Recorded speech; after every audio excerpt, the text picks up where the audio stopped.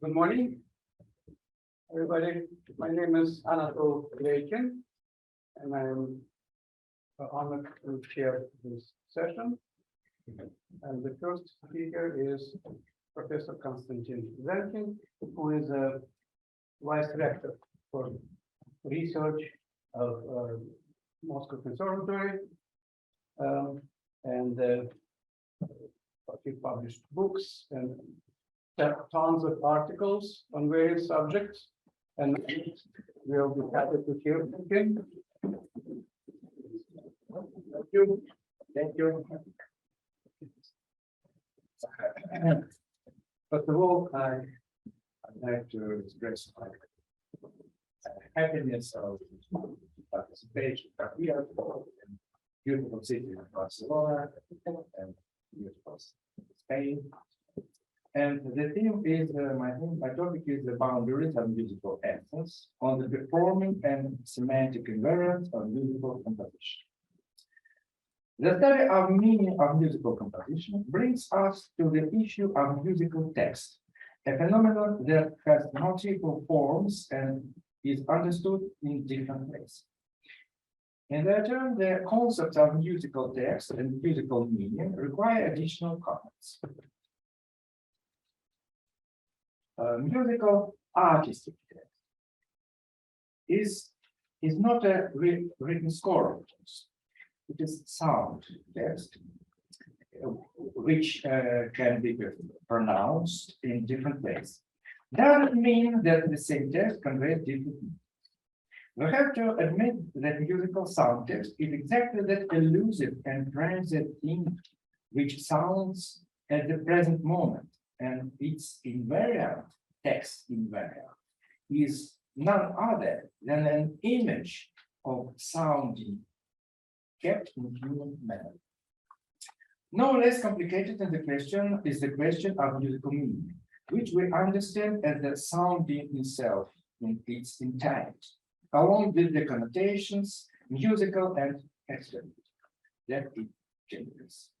Thus, one uncertainty, musical text, bears and conveys another uncertainty, musical meaning. This conclusion, while practically separating music from all verbal languages, corresponds to the very elusiveness which is the essence of the art, and in music is manifested most. But then we face a crucial question regarding the musical composition's meaning. Not the meaning of a particular work, but the first possibility of such a meaning at all, its constants, invariance, and limits. In other words, what provides semantic certainty, if only relative, within such elusive an area as the musical art? What are invariants of music texts?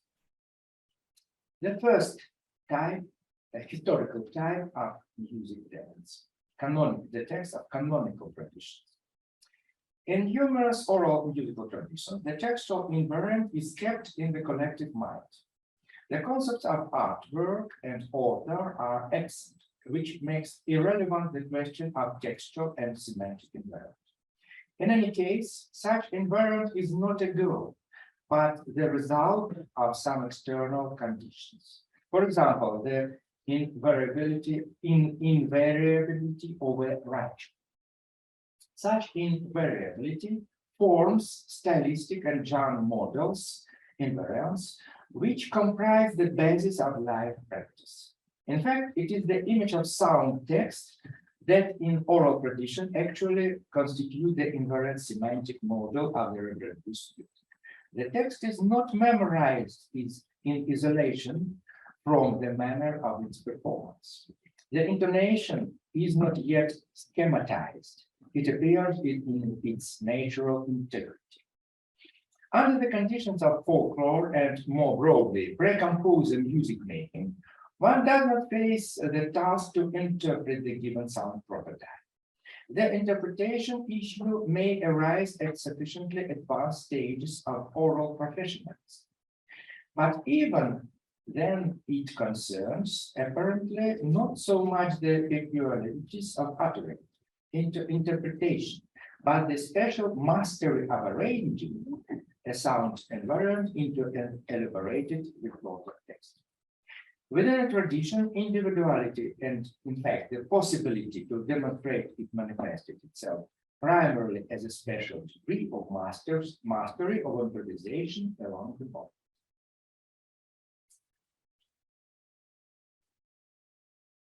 Therefore, this historically initial form of traditionalist thinking is also called canonical terms of Yuri Lotman, since we are talking about the culture of ready-made texts. The second historical type, the notation had a long and eventful history, which has reflected the most important milestones and turns of the European musical culture of the last millennium. Music for solo performance, vocal, organ, harpsichord, etc., was not written down in its entirety. This regarded not only the deciphering of the basso continuo and ornaments, but also the necessity to improvise. Even choral and orchestral scores of the early Baroque era, as Barcelona presupposed freedom and variability of interpretation, which often was simply due to technical conditions, such as differences in pitch, tuning, etc. Actually, the emergence of the notation was caused by the need, on the one hand, to individualize musical texts, and on the other, to preserve them. Both the reasons reflect the establishment of the author's work, opus, in the European musical culture of the Renaissance. Writing allowed to significantly advance the further development of the opus culture as a unique semantic and structural integrity. But why did not it record all the details of the sound text?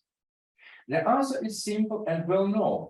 First, composers, as a rule, either performed their works themselves or conducted their performance.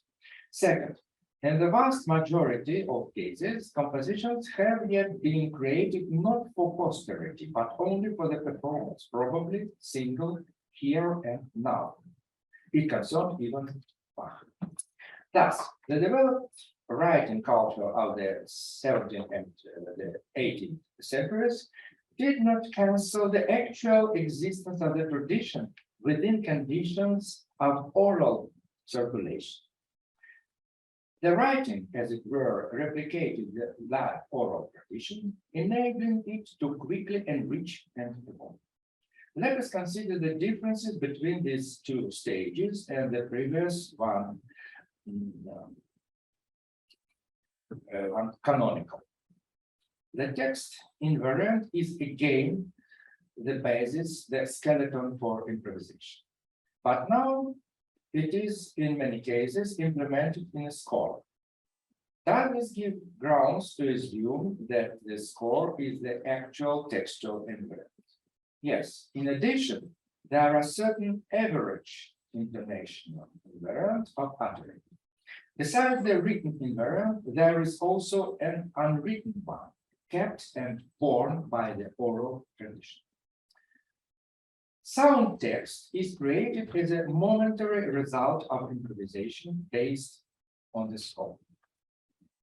The concept of composition, opus, involves the personalized structuring of a text based on the predefined models which form the idioms, vocabulary of era.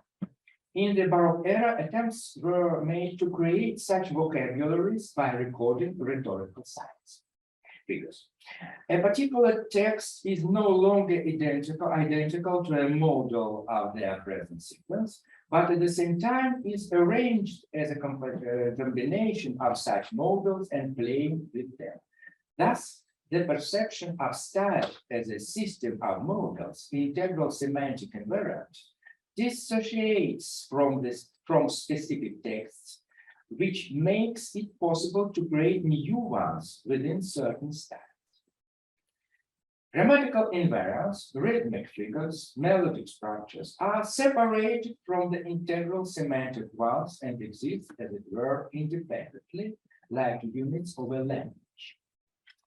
Potentially, the manner of intoning pronouncing can possess a rather large range, which, however, was not so often realized in practice. As a rule, the composition was performed either by the author himself or with his presence and participation. Therefore, both the semantic invariant or interpretation were out of question. Only if the score got into the context of other tradition in space and or time could it be subject to very significant misunderstanding. Although this is not so much a problem of interpretation as of proper reading, the search for the semantic invariant in the conditions when the continuity of the oral performing tradition is broken. A vivid example of this is the well-known fate of Baroque music and above all Erasmus and Bach's works in the 19th and the 20th centuries. In European music, the long period from late Middle Ages to the second quarter of the 19th century, actually to Beethoven and the beginning of Romanticism, is characterized as a renewal within the canon. It is a period of evolution from the canonical art to the non-traditionalist art, during which the new texts were created based on predefined idiom invariants. Not the text itself, but the regularities of its construction and construction matter became the invariant. Regularities were recorded in the rules of rhythm. It became the model for the musical forms of the European Baroque and Classicism. The matter in a set of rhetorical signs, but was by no means reduced to them. Bach or Mozart music consists, one way or another, of combinatorial rearrangements of existing modes. That is why the rhetorical culture is called the culture of the ready-made word, a term of Berensov and Mikhailov. At the same time, the word means not only the actual words, international idiom patterns, but also the pre-existent genres as tasks preconditioned by social order and, in general, determining the musical mood. The third historical type of music text. And Beethoven's discoverers, the Romantic era rethought the phenomena of musical text and its interpretation. At the turn of the century, the rather old concept of composer was filled with new meaning, up to the apotheosis of the greatest representatives of the profession. The uniqueness of a work, opus, is no less old concept, gradually led to the canonization of its text, as well as to the elaboration of remarks, which purpose was to provide the most complete and exact idea of the intended sound. But paradoxically, all the above mentioned only encouraged the performance interpreters, and this is a completely euphemism, and endowed interpretation with crucial importance for musical performance. Contemporary researches on music by Chopin, Liszt, and other romanticists demonstrate the multiple options for interpretation of tempo rubato and pedal. The concluding question of one of the articles authors about the tempo rubato is: so, who will play in such a way that the written text could be understood from the sound? Clearly indicates the degree of deviation from the score. The era of flourishing of writing, more precisely printing edition, resulted in the following peculiarities. The performer should, on the one hand, to convey the idea, character of work and the author's intention, and on the other, to introduce his own creative vision into the performance. Without the latter, it is not even viewed as artistic information. The musical text is written down in all the details and serves as an invariant for the interpretation regarding at least the entire pitch aspect. The tempo rubato principle prevents the exact recording of rhythm, to which contributes the significant freedom of choice of tempo and the tempo dramaturgy in general. A lot of performing, intonation, and intonation dramaturgy peculiarities and are recorded extremely approximately. Text invariant, sound invariant, is a score together with average classroom variants of its implementations. All of the above mentioned requires the comprehension of a certain semantic invariant of the word, or more precisely, the range of possible modification of all its elements. After all, the apotheosis of the opus and its author, it would seem, cannot permit the return to the folklore conditions with the unlimited range of text variants. Romantic music of the 19th century can be named the culture of ready-made grammar technique. It is grammar that pre-exists the composition and pre-exists the words as the invariant obtained by tradition.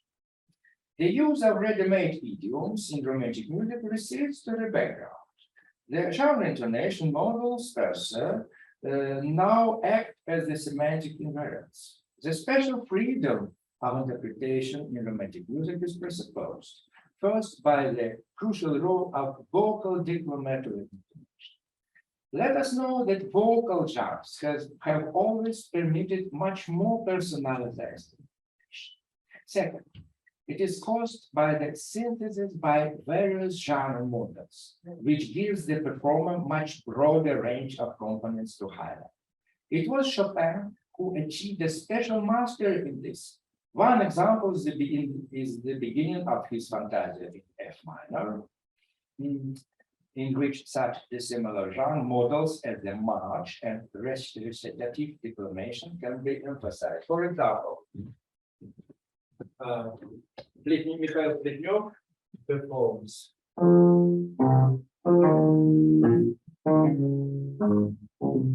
but some other pianists underline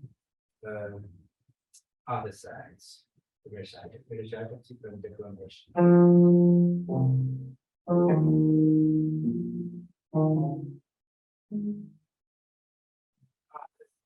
Lessons are musical, but in common color. Conclusion, as a conclusion, the considered historic forms of textual and semantic invariants have always enabled variant development of musical image within space and time, regardless of the degree of the written text detail. Even the apotheosis of opus in the 19th century did not cancel the practice of transcription for different instruments and ensembles, which blurred the semantic boundaries of an opus. However, the range of possible modifications is defined by the semantic invariants, which originate in the idea eidos of the word. Short quotation from Alexei Losky. If we consider eidos to be an argument and a certain degree of its realization to be a function, that music composition is nothing else but an integral from the differential of a certain degree of eidetic minimization while changing an independent variable some eidos. It is only the presence of limits of meaning variance which distinguishes the era of musical forms. The variance itself is a necessary condition of information self-increasing, the term is. Without it, there is no music, and indeed, indeed any other art. Thank you. Thank you.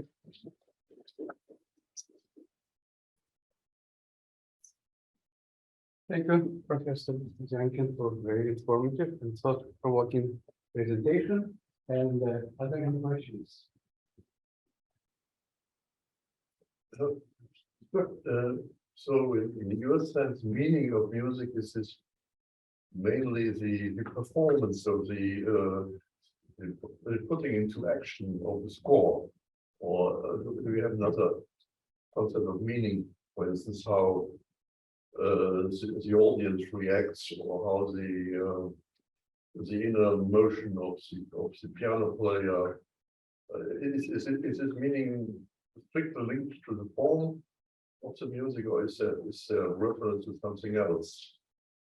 So, yeah. Yes, very important question. Thank you.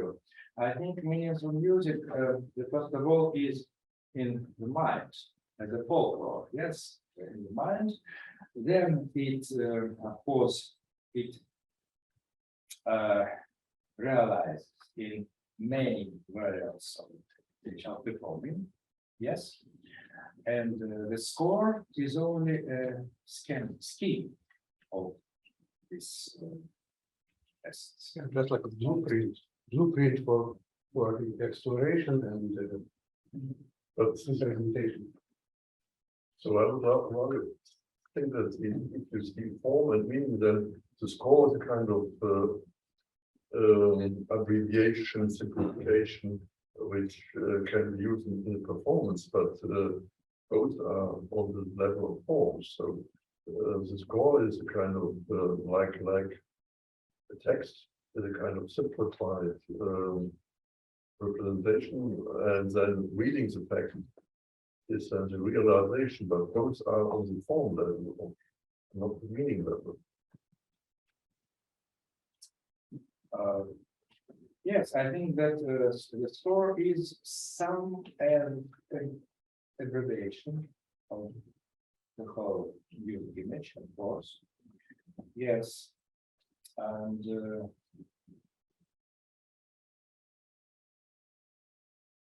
when we perform any score, we each performer each performer sees in it some difference, things, of course, and the question is, I presuppose that if a performer is good, yes, all variants which he brings to interpretation, they are generated from composer idea in any way, because I think that it cannot be unlimited interpretations, because yes, music essence is very variant, very variable, but without any limits, there is no essence. I think so. I would like to tap into this discussion. Perhaps the meaning lies in this very distinction between the possibilities offered by the score and what is actually realized, between this potentiality and actuality.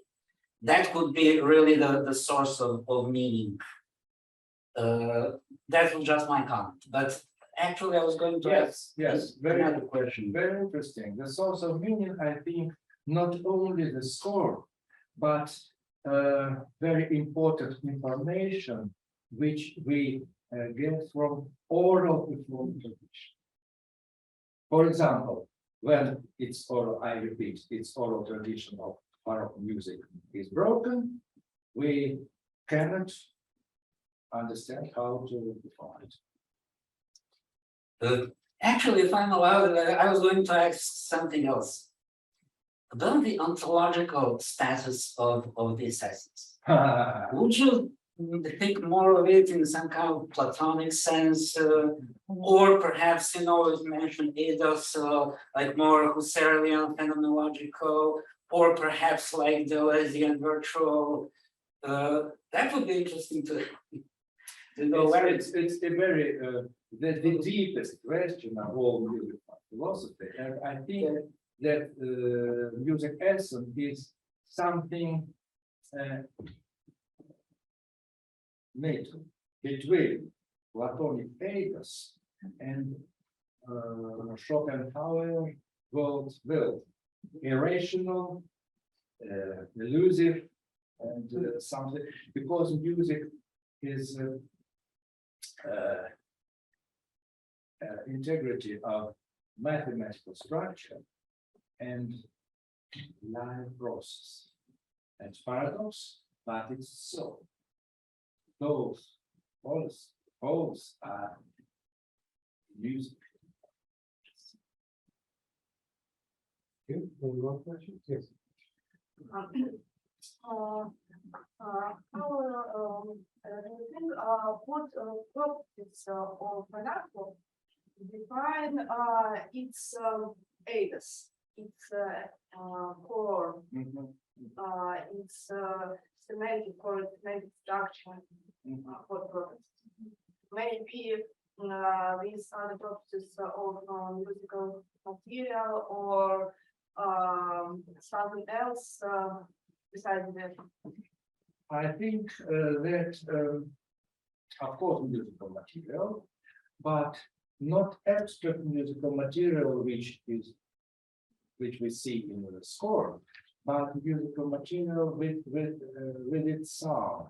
For example, melody, not abstract features, but melody with its genre sources. Of course, it is possible to see two melodies, yes, with the same features and rhythm, but they can demonstrate different genres. It's possible. Different genres. For example, melody of march or scherzo or chorale, or features and rhythm can be the same, abstract. We can imagine abstractly, yes. But genre and all deformed details such as touch, a way of pronounce. Yes, it is not. It is no less important than pitch structure. And for example, when we see the newest post-serial music, such as, for example, Stockhausen and some others, and what material can be serialized? Yes, not only pitches and rhythm, but dynamics, ways of contact with keys, and some other things which in traditional music were regarded as peripheral and not very important. Thank you. If I offer comment as well, you gave a very important example of two approaches to Chopin's fantasy. The pianists who played very slowly, they lose a very important signifier, unlike Plätler. It's not only a march, it's a funeral march, right? And it's not indicated in the score, of course. Chopin didn't write much, never, right? But it is funeral march, And the score serves as a point of departure only. But it's actually still important because, in fact, the articulation in the Chopin articulation is slightly different. It's the first note is not clear. Some stands by itself.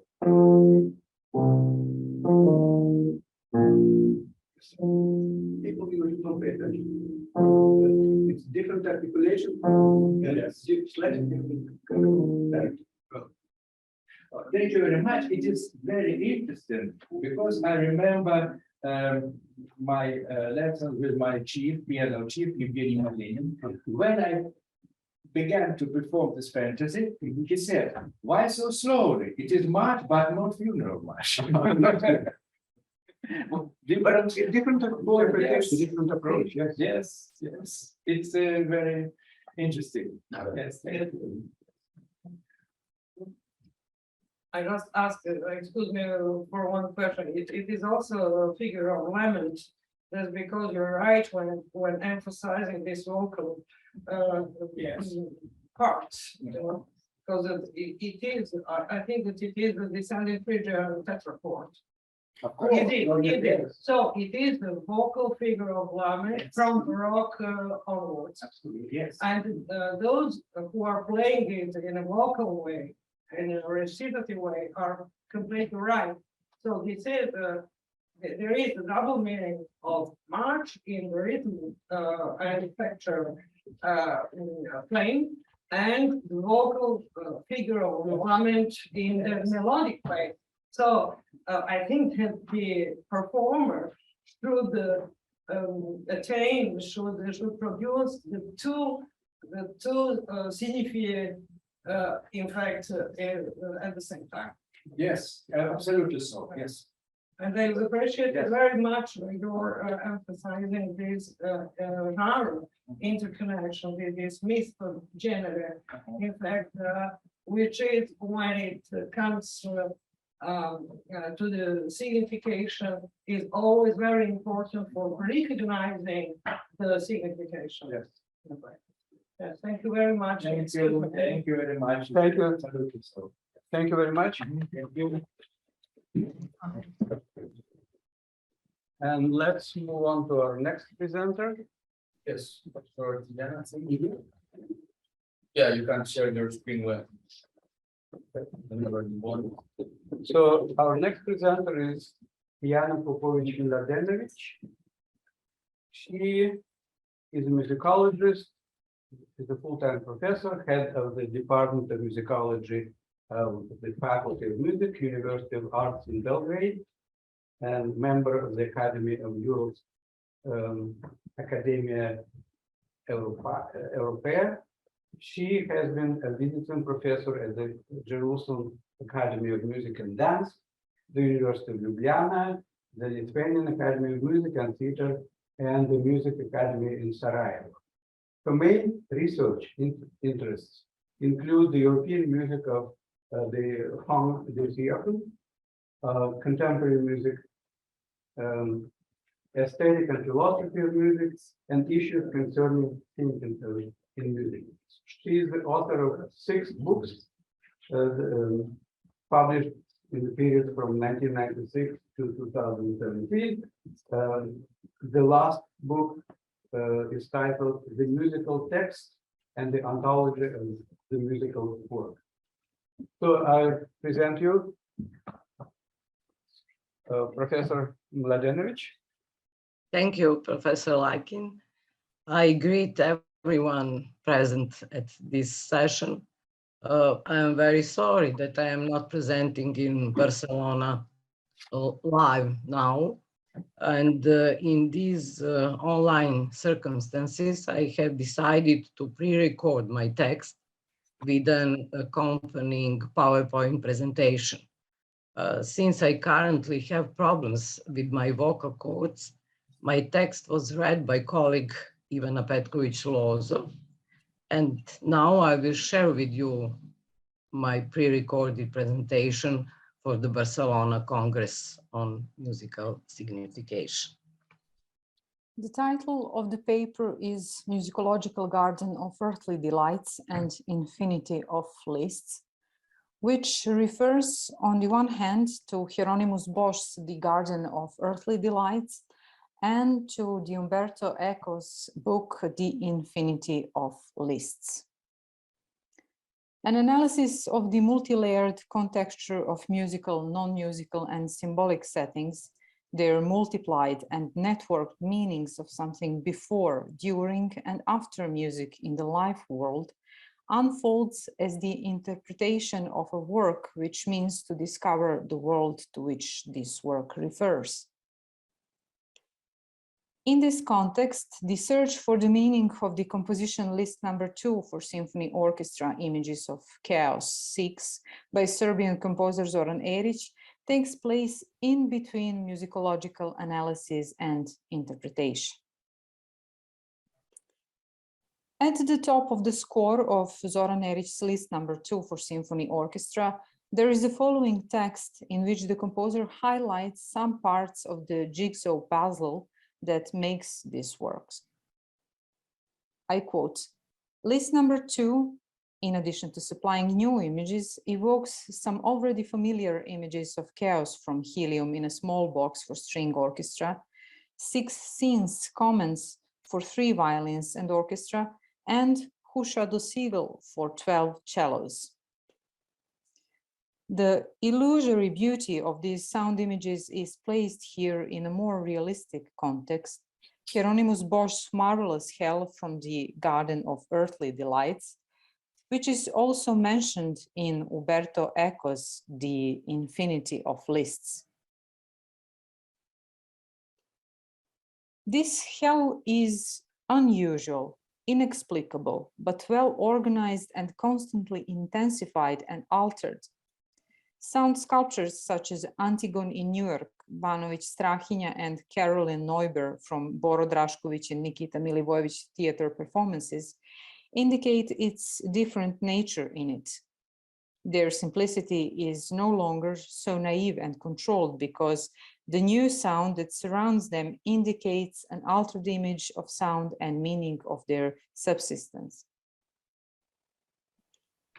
So, what brings together Eric's sound images of chaos, lists, or a catalog, Bosch's representations of hell, these sonic and visual images of treacherous and unpredictable beauty and or diabolic ugliness, nightmares, and the dreams, and Eco's list, his search for the poetics of the list as a paradoxical open labyrinth.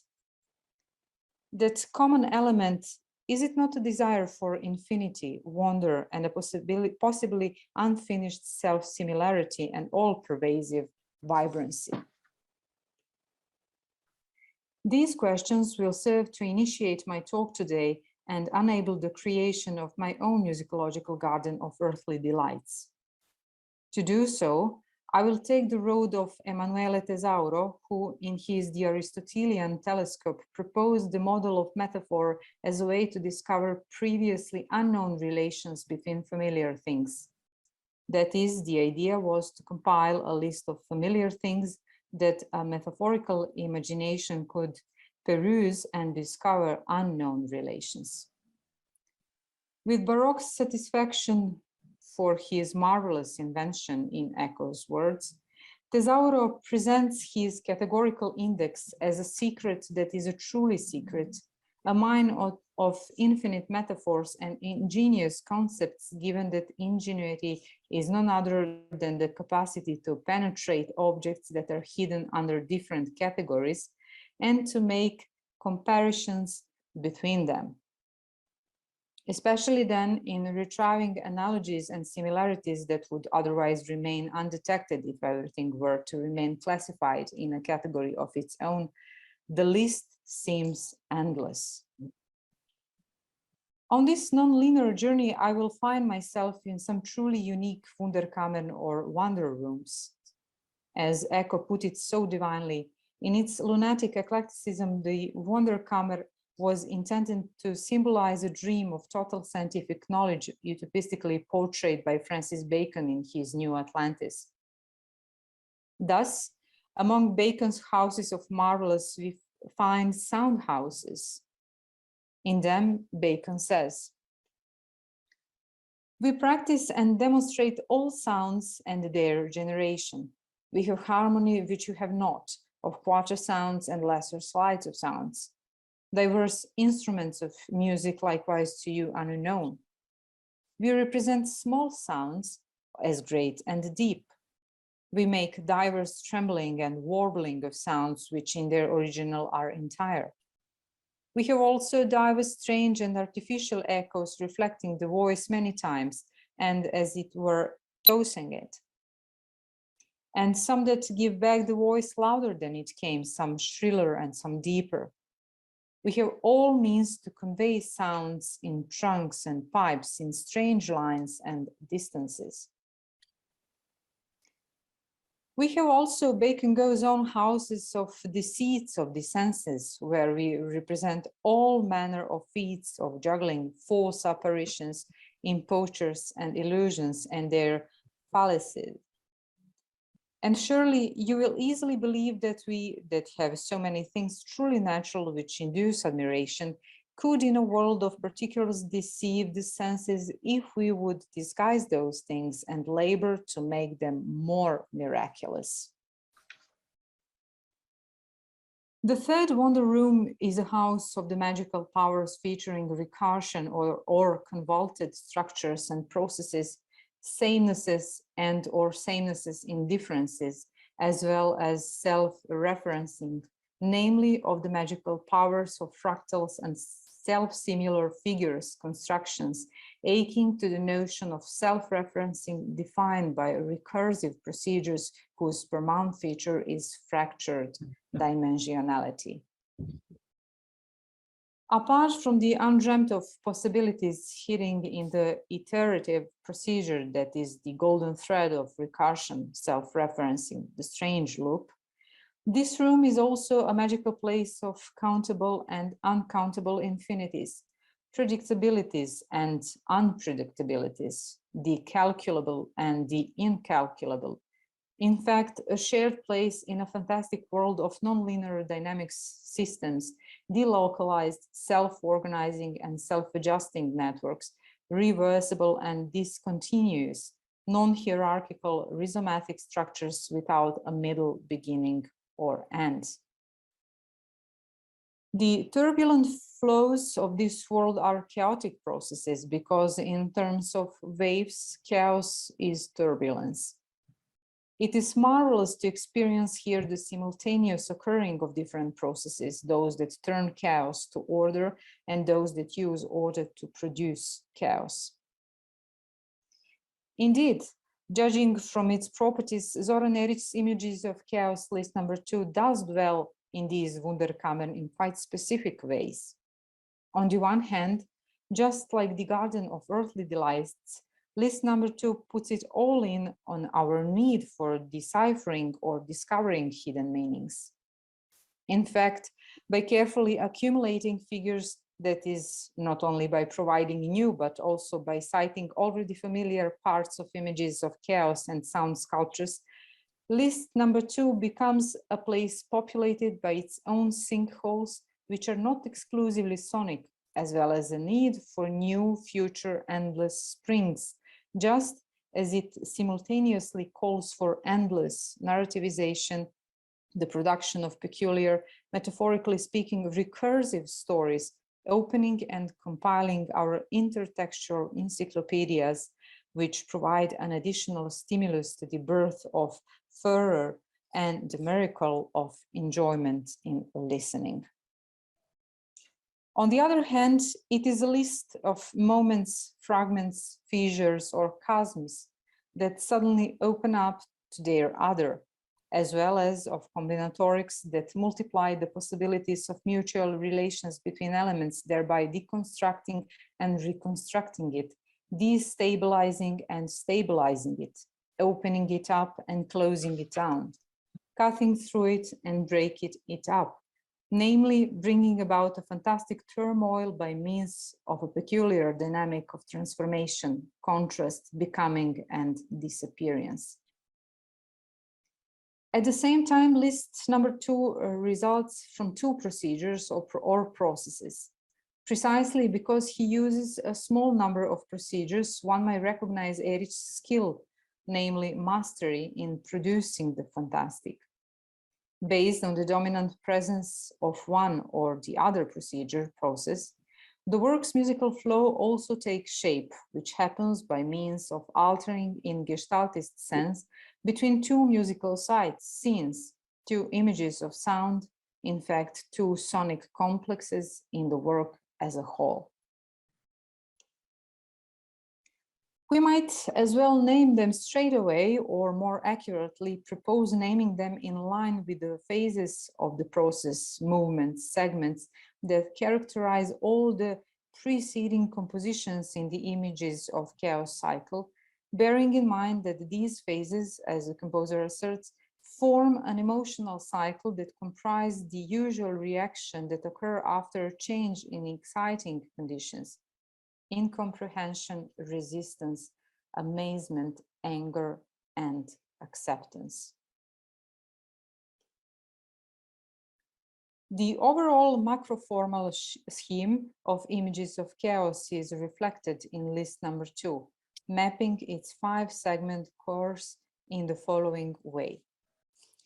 Incomprehension, adagio, taking for 54 bars, emerged from the resonance of helium in a small box, shaped by the micro-development of its tiny musical particles, which carefully profiled along every musical parameter, increase and decrease in size, expand and contract, condense and extend across a mighty orchestral palette that is, one might say, characterized by an endless set of such minutely differentiated nuances of timbre. In addition, the constant replication of these motivic nuclei with their many variants and transformations from the horizontal to the vertical axis and vice versa, their self-reflecting, relayering, spinning in every direction generates a pulsating, unstable, indeterminate, turbulent sonic spectrum which appears to self-organize, self-adjust, and migrate in space without a beginning, end, or middle, or a discernible purpose. It is as though time did not exist. Everything springs forth from falling and rising glissando microtones inside the major second in the divisi violins, which are horizontally divided many times over, as well as from a vertical minor second before just a couple of bars later. The vertical axis is almost entirely filled out with tones from the chromatic scale. The score is highly precise, down to the smallest detail, insisting especially on the widest possible variety of indications regarding articulation and other matters, as well as numerous and extremely detailed dynamic markings in every orchestral part. And yet, the final result sounds as though it came from an aleatoric piece of writing by Lutosławski or a non-aleatoric writing by Ligeti. However, the connection is not in the quality of the notation itself, but in the quest for, I would say, the uncountable infinity of timbres, that is, the endless and fantastic possibilities of stratifying and re-stratifying the timbral texture itself, which is the common denominator between Eerich and the composers mentioned above, as well as their main predecessor, Debussy. And now we shall hear the very beginning of the incomprehension.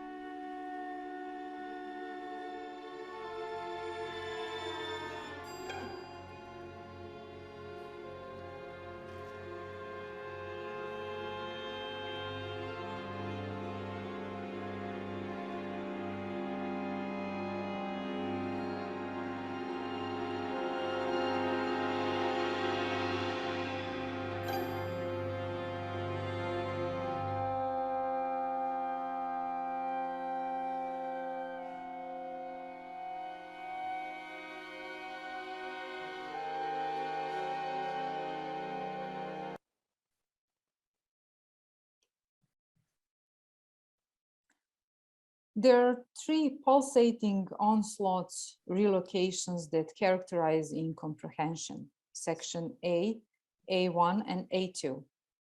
In the second segment, A1, gingerly, timidly, and barely audibly, set in a piano pianissimo dynamic, cantabile come in a lontanza, for an instant, there emerges, arise, and grows beauty and or a melody hidden in one of the second violin's groups. In the third segment, it comes close to encompassing the entire musical flow, but the chaotic, vibrating textural environment comes too close to stifling it, and it disappears. The work's dramaturgy resumes with resistance, allegro, which takes for 42 bars, emerging from the resonance of the movements, scenes, comments for 3 violins and the string orchestra, that is from the echo of Antigone in New York and Banović Strahinja. With the sole exception of the opening chord set in piano and played by the entire orchestra, whose structure comprises the entire whole tone scale, the sound volume of this entire segment never drops below mezzo forte. Resistance is a ternary form, A, B, A1, with a central section which is entirely conceived in chordal vertical terms and the full percussive sound of the whole orchestra in a quasi-echo between the wind and string parts, proceeding at a faster tempo, presto, its structure dismantling, fragmenting, decomposing, and thereby also accelerating until the culmination in A1, whose fortissimo sound goes on all the way to the end of resistance. Its A and A1 segments, located in a relation of incomplete equivalence along the spiral trajectory of the work's musical flow. As emblematic moments in the composer's musical writing, they're predicated on quick, cut-up, exciting, above all rhythmically developed and repeated structures, which trace their roots in the music of Stravinsky and Prokofiev. Alterations, that is, transformations in the contents of these rhythmic semiquaver figures in A1 in relation to A, as well as the reappearance of the embryo from the opening of the piece, now represented only at the interval of a minor second by brass winds with unrestrained force, clearly embodied, underscored the highly conductibility or high viscosity of the composer's chosen musical material. And now we shall hear the third segment, A1, from the resistance.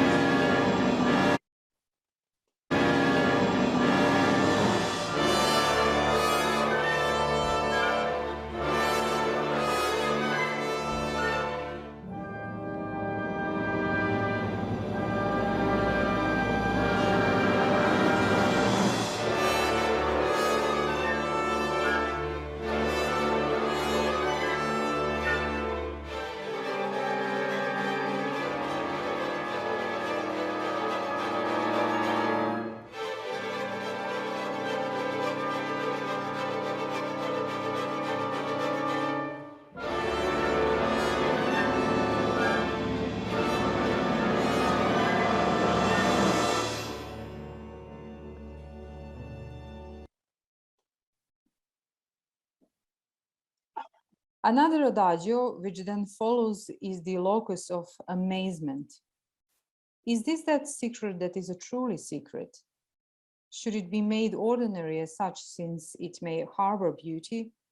Or conversely, should the familiar, ordinary, banal be made secret strange? Or alternatively, might we arrive at the essence of the familiarity to its sort of primordial beauty by means of alienation, estrangement? And here a link not only to Mahler and his adagietto in terms of some peculiar references in the string corps and some sparkly seeds in the musical material itself, from incomprehension, that is the opening adagio in list number 2, but also at this point to the Malaresque issue of the banal and the carnivalesque. Amazement, or the second adagio, is a dynamized version of the first adagio, whose magma gave an initial shape and form to short, clear, and characteristic rhythmic intonation entities.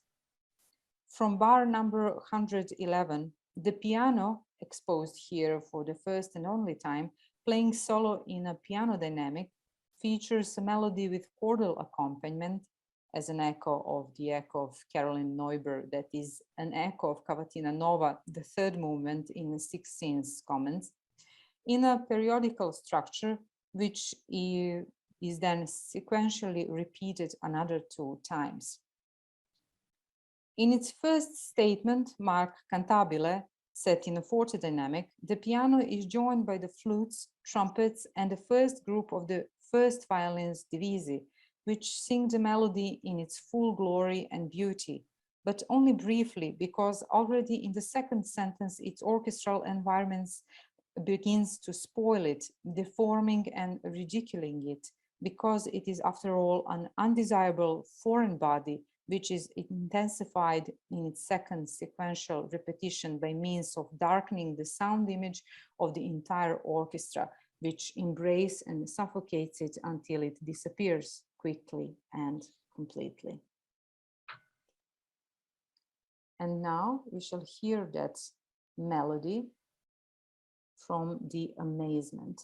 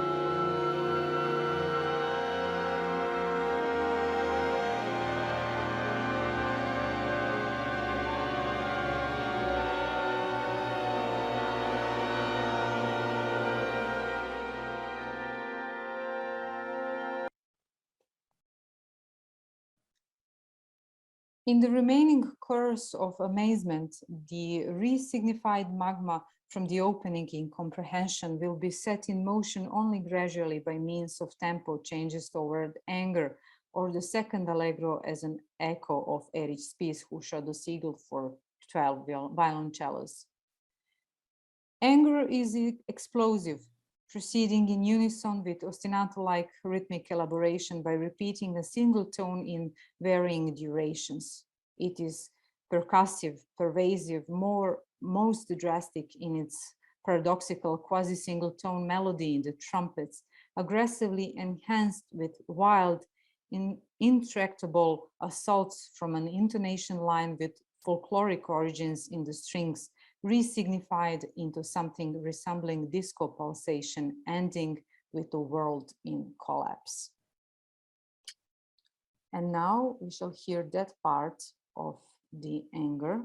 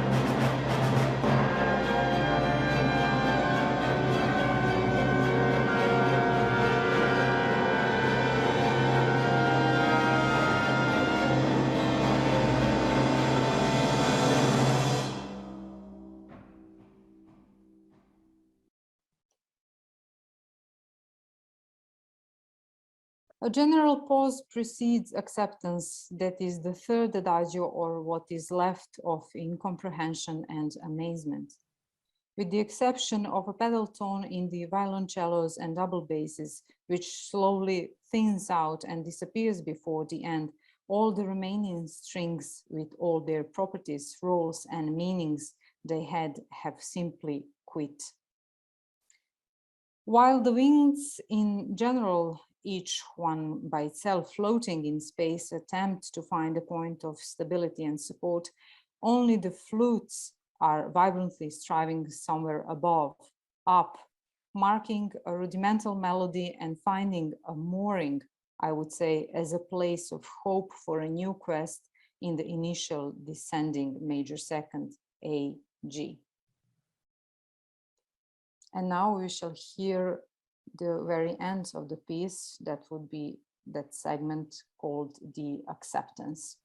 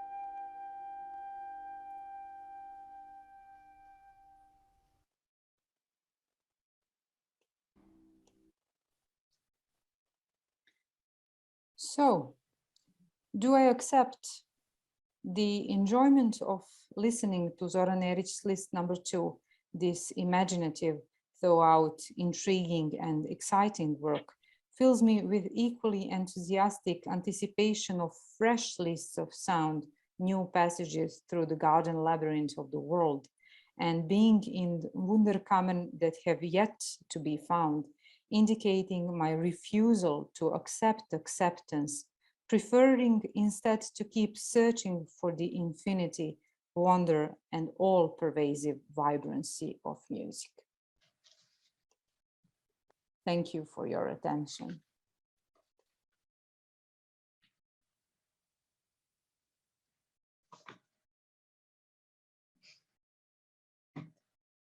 Thank you very much.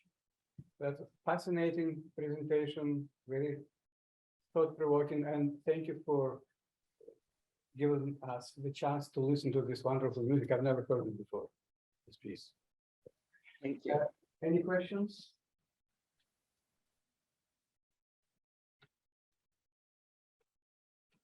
No? Well, then, thank you again. And Thank you, Professor Liking. Thanks to auditorium. Thanks again. And now we are moving to our next last presenter today.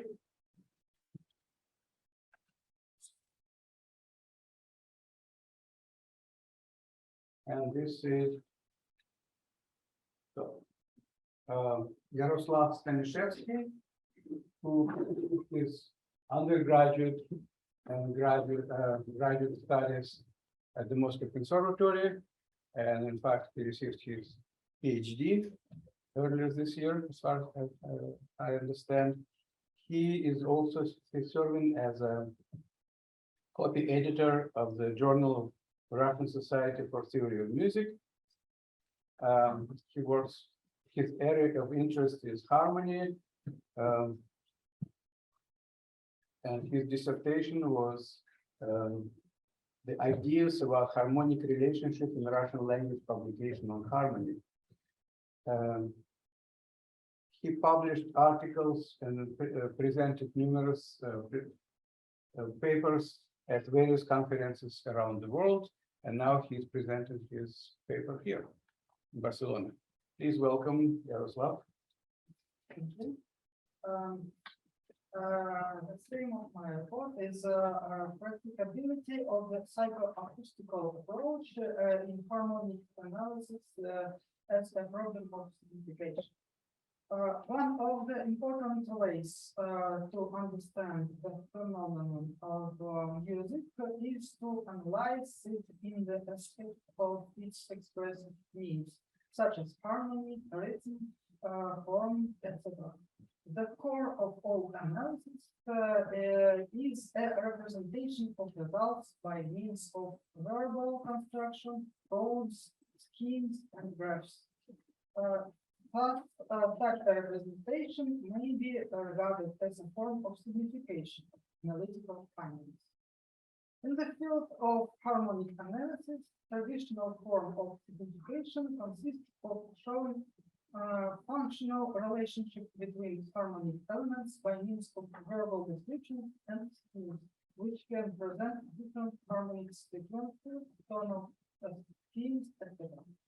However, the view onto the essence of the orally perceived harmonic phenomena makes us turn to natural sciences, which use the other kinds of representation of analysis, such as formulas, numerical series, and graphs. In 1989, Richard Barncat announced the emergence of the psychoacoustic approach in harmonic analysis as the result of the evolution of a major trend in musicology that is related to the natural science. Really, since antiquity, the study of harmony has always been supplemented with information from the field of physics and mathematics. And by now, it has become possible to interpret the phenomena of harmony in numbers, formulas, and graphs, as it was presented by Barncat.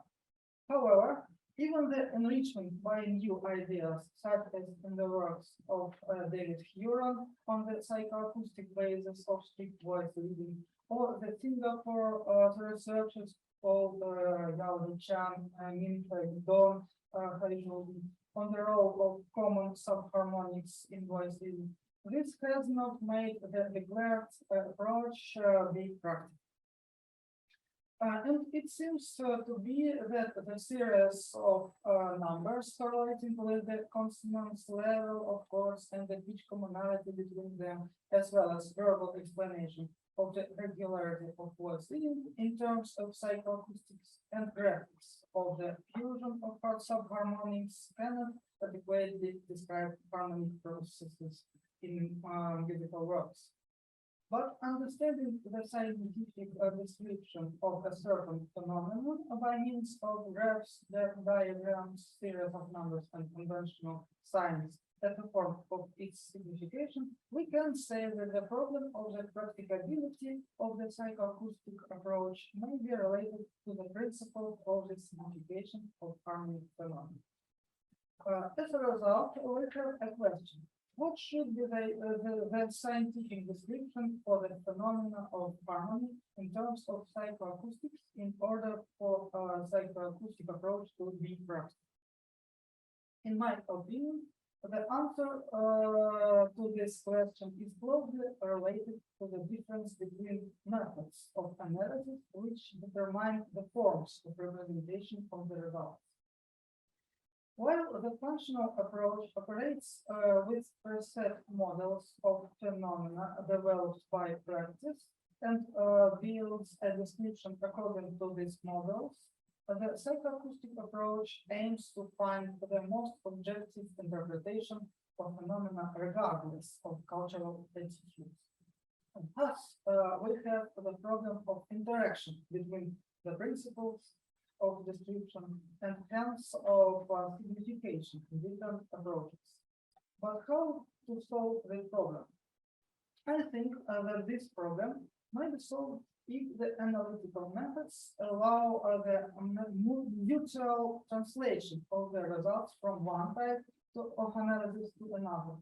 That is similar to the mutual translation between different sign systems.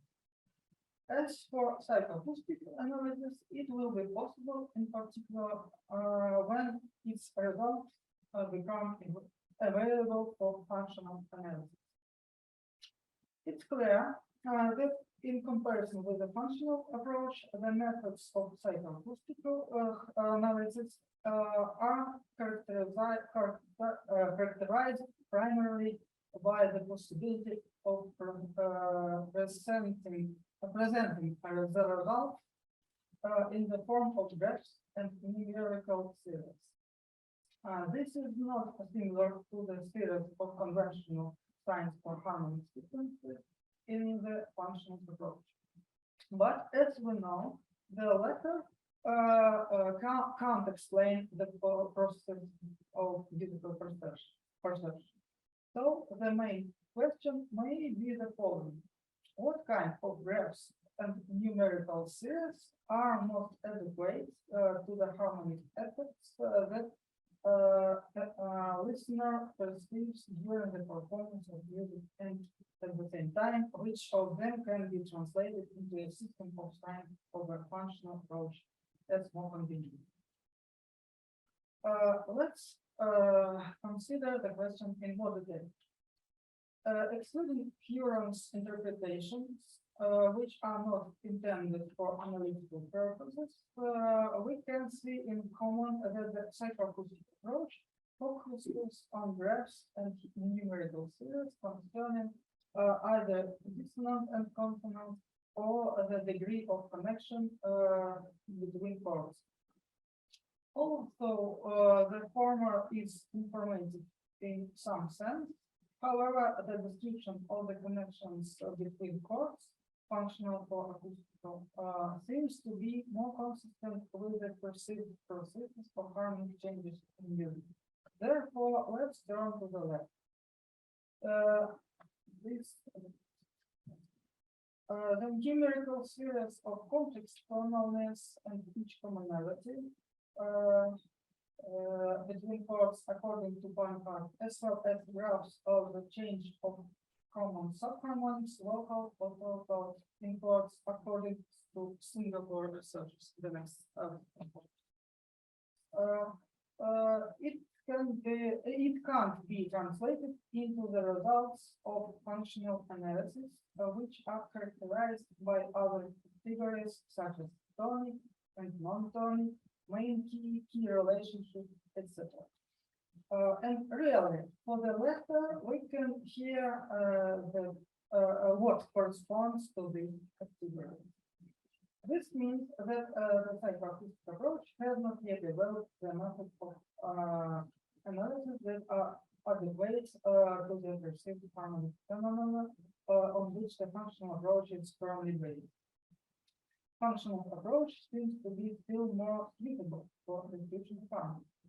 But is it possible to create a singular description within the framework of the psychoacoustic approach using some kinds of graphs, which ideally would imply a numerical presentation? The historical experience shows that some methods which are indirectly related to the psychoacoustic approach can lead to a positive response. Thus, the relief of fundamental tones according to Hindemith seems to represent compromise results in relation to the functional and psychoacoustic approach. Obviously, the position of fundamental tones can be represented numerically as frequencies in hertz, while their musical signification allows us to understand the auditory result. Nevertheless, the Hindemith method has a number of disadvantages due to the arbitrary definition of fundamentals.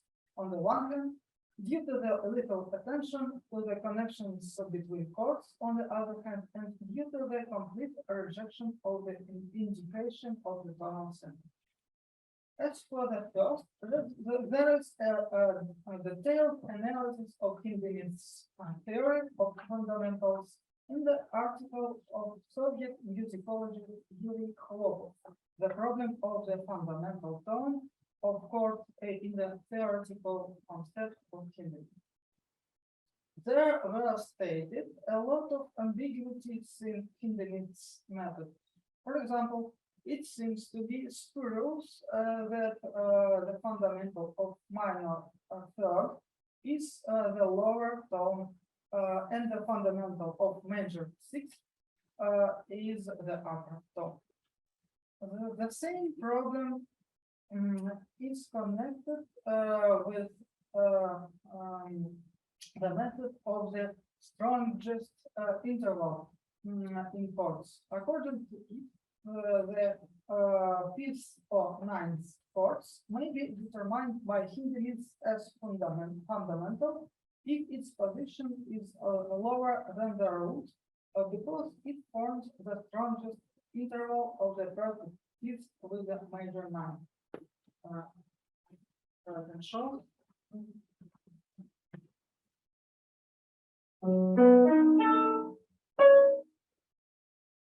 The strongest interval, it is the interval between lower and upper tones. So, for this dominant chord, Hindemith says that the fundamental is the lower tone.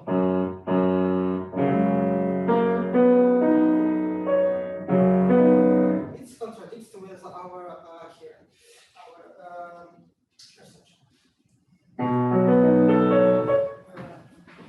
And the same situation is for the second inversion of major and minor seventh chords. I will show.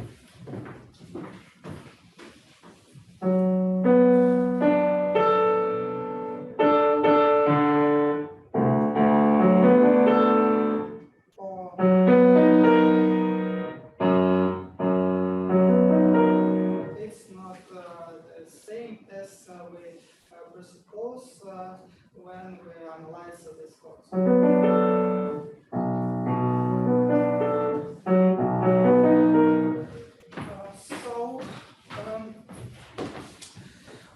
Besides this, Hindemith didn't offer the algorithm for excluding of non-chord tones. As for the second, we have to admit that Hindemith only formally refers to the question of the connection between neighboring chords, suggesting that the composer himself arbitrarily choose any pitch relations. In the chord progressions, he puts the main accent on the voice leading and the level of dissonance, but not on the harmony of the change of fundamentals. As a result, this omits the problem of tonal logic in music because unstable relations between chords distract the tonal functionality and therefore the key relation. But despite all inconsistencies, I think that Hindemith's approach is prospective in the context of a problem of signification, because it keeps the connection with traditional musical notation and at the same time turns out to the categories of psychoacoustic approach. But what would be a more adequate representation of the results of the modern psychoacoustic analysis in collaboration with functional analysis? I think that this should be the series of graphs that would give us the most typical information for functional analysis. First of all, we need to elaborate the algorithm which would allow us to replace the intuitive algorithm of our perception of the tonal attraction, center and key. We need to calculate the probability of each tone and chords to become a tonic, that is tonicity, according to Farncat and by means of his four parameters. Please, next.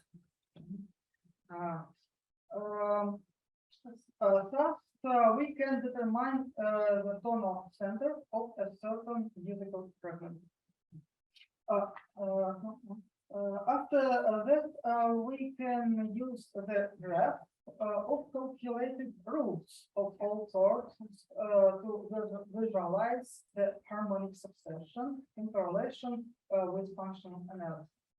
The next graphs would concern the level of dissonance in chords of the or the degree of relationship to the tonic according to two parameters, such as relationship of fundamentals to the tonic and pitch commonality according to parameters.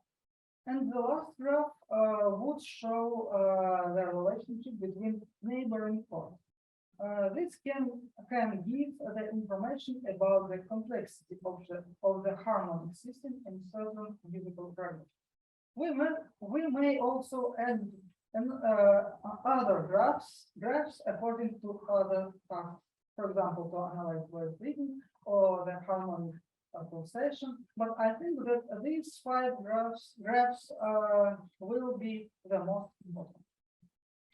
It's quite clear that the analysis of harmony according to the psychoacoustic approach will be accompanied by a series of many graphs and long non-trivial calculations. However, I think that the described set of them seems to be well corresponding to the number of parameters by which traditional function analysis is performed. Thus, musicology will adopt a new form of signification of results of analysis based on strict methods of natural sciences and allowing both graphical and numerical expression as well as for certain parameters expression in musical notation and of course verbal description. And the mutual translation between two approaches will be possible. Thank you.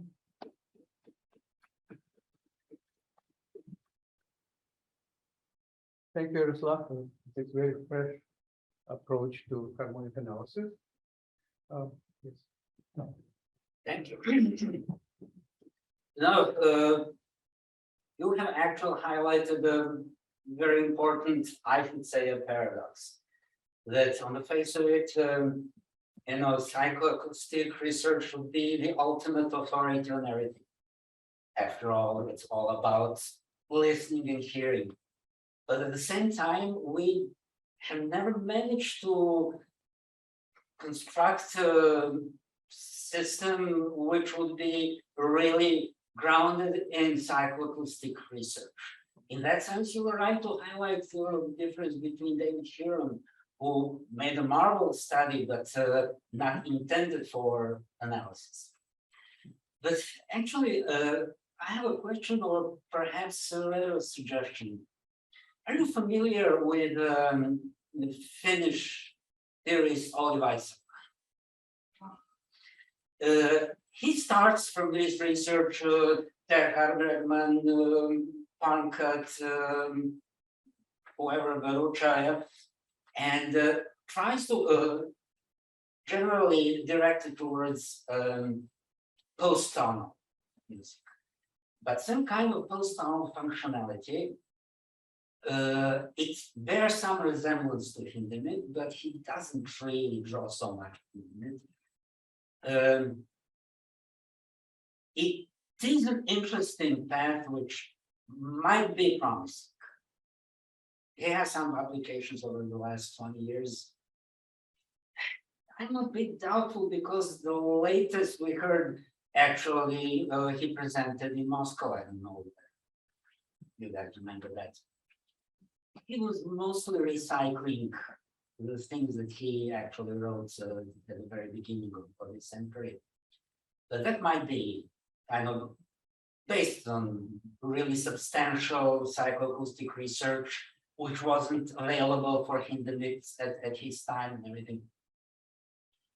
Basically, all harks back to the system of fundamental and harmonics and the relationship between them. Very simple beginning, but then he draws some interesting conclusions. I would suggest perhaps that you might have a look at that.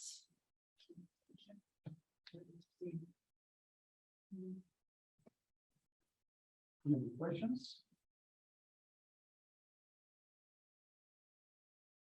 This is my language. Any questions? No, then I want to thank everybody, our presenters, our audience for coming and your patience and attention. Thank you all very much.